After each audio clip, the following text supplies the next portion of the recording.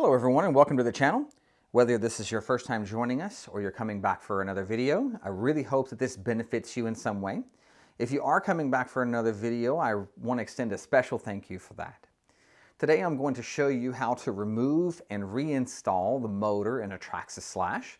Now this will work for multiple models, the Slash and the Rustler and Stampede and Bandit, those are all exactly the same. But these principles also work on many other models.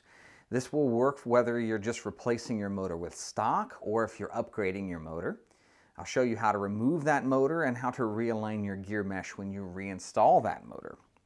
I do have another video on replacing your spur gear that also goes through realigning your gear meshes. So if you find this video beneficial, go back and look at that one as well. So the tools that we're going to need are going to be your basic cross wrench. We'll need Allen wrenches. I have these nice handles here, but I will also be using this DeWalt power driver. Now these are very nice because when you push the trigger down, nothing actually happens. But as you rotate the tool, it will respond with a gyroscopic technology. So this is a pretty nice tool when you are working on vehicles. You have to be very careful not to strip out screws with that, so that would be my biggest word of caution. We're also, in this model we won't need it, but if you have older models, you'll need some kind of a Phillips head screwdriver. The first thing that we'll do is we'll start by removing the tire.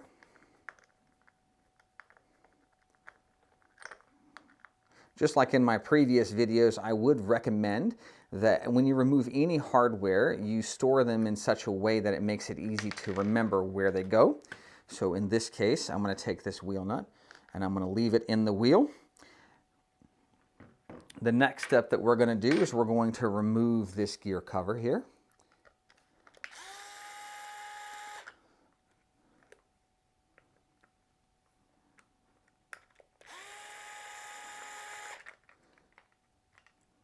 Now in Traxxas models, one thing I want to point out to you that in Traxxas models, if you look close at these screws are two different lengths and they do have specific locations. So the shorter screw goes in the bottom hole of your gear cover and the longer screw goes in the top hole. And just as I mentioned before, store your screws in the places like this. That way when you go to reinstall, you know exactly where they go. The next step that we're going to do is we're going to undo the pinion gear on the motor.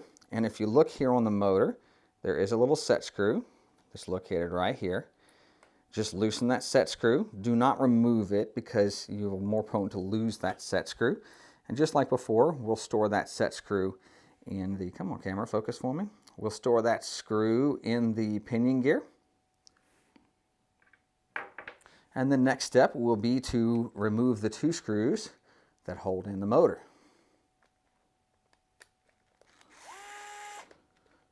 Now this screw up top here is blocked by the pinion gear, or the spur gear rather. So if you'll notice, I'm kind of doing a alternating method removing that screw.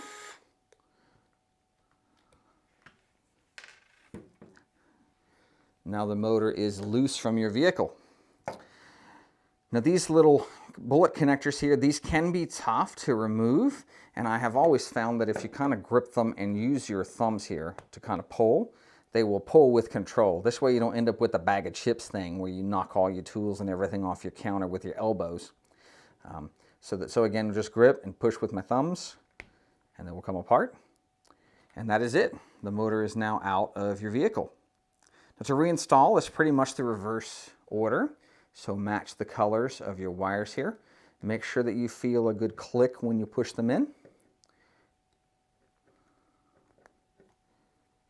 Then we will take that screw, and you notice that there's a magnet in this motor. So if you can't find a screw that you've removed, check this motor because it's probably stuck to it.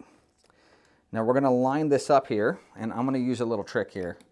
I'm not going to use my power tool. I'm just going to use the handle to start these screws because you will cross thread things. So I'm going to do my best to align that hole with this screw.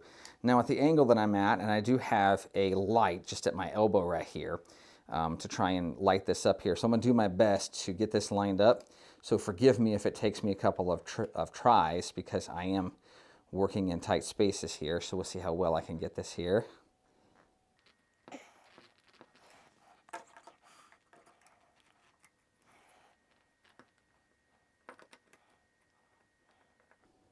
There we go.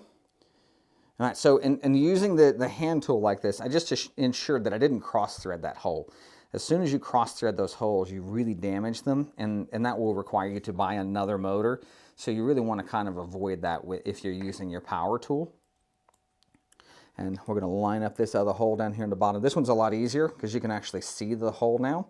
So it's a lot easier to do it this way.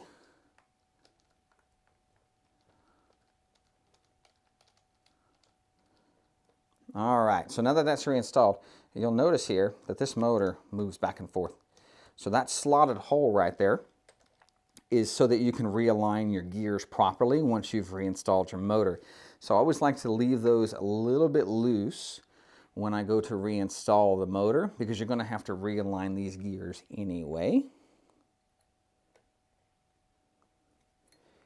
Now the direction that you're lining up this way, right here, so you want to try and line these gears up as best as you can so that they are making the best possible connection. Let me see if I can position this a little bit better with the light so you can see what I'm talking about. Trying to align the gears up so that they're not lining up this way. You want to try and line them up so that they're a little more perfect. So we'll give this a good tighten here. Now we're not looking for crazy gorilla grip here, because these pinion gears will strip or break if you really get tight with them. And if you do have issues with them coming loose, a little bit of Loctite, I'm talking the tiniest little bit of Loctite, is what you'll want to use there. Now, realigning your gears, the idea here is to push your gears up as close as you can and still have just a little bit of wiggle room in between them. So I'm going to loosen this up until I just see a little bit of that wiggle. See, you can probably hear it more than you can see it. So if you get them too loose, where they're just skipping across the teeth, you'll strip it. If you get them too tight, you'll actually burn up a bunch of bearings. So that idea, just getting that little bit of play in there. Again, you can probably hear it more than you can see it. And then we're going to take our hand tool, just like we did before, and give this a little bit of a snug.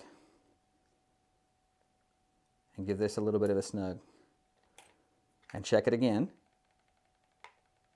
And make sure we have that little bit of wiggle.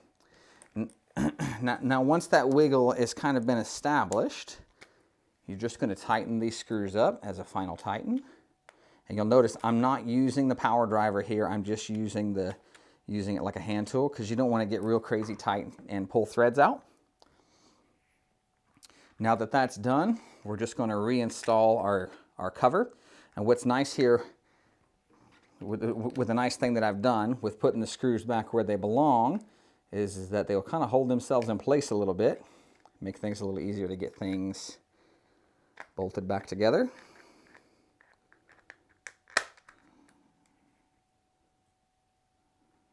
Try again.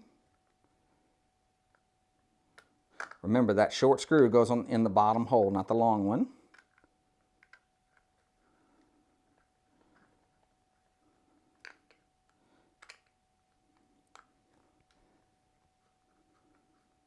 And like I mentioned with that power tool, if you're going to use the power tool, make sure that you're not over tightening these screws, because they will pull threads out. So you'll notice with a little tool here, if I'm just turning a little bit, I'm just turning ever so slightly. Look at how slow that tool turns. So this will be much more prone to not strip out those screws, because you're not just ramming that screw in that hole like that. So you're just nice and slow and give it a good tighten. Now you have successfully reinstalled your motor. And that final step is bolt your tire back on.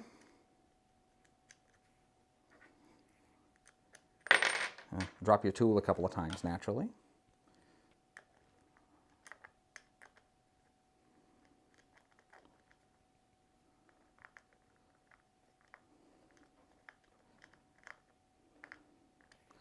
And you are done. Well guys, that's going to wrap up this video, and as you can see, that's a pretty simple install. I'm not sure exactly what the timer count was, but it's probably somewhere around the 10-minute mark is really all that it takes to get that motor uninstalled and reinstalled so that you can continue playing with your RC vehicle. I really hope that this video has benefited you in some way. If it has, please consider giving me a thumbs up, a subscription, and don't forget to hit that bell. I've mentioned this in all of my videos that if you don't hit that bell, you're not going to get those notifications when new videos go up. So go back and do that for all of your subscriptions. Well, anyway, that's it for today, and I hope to see you in the next one.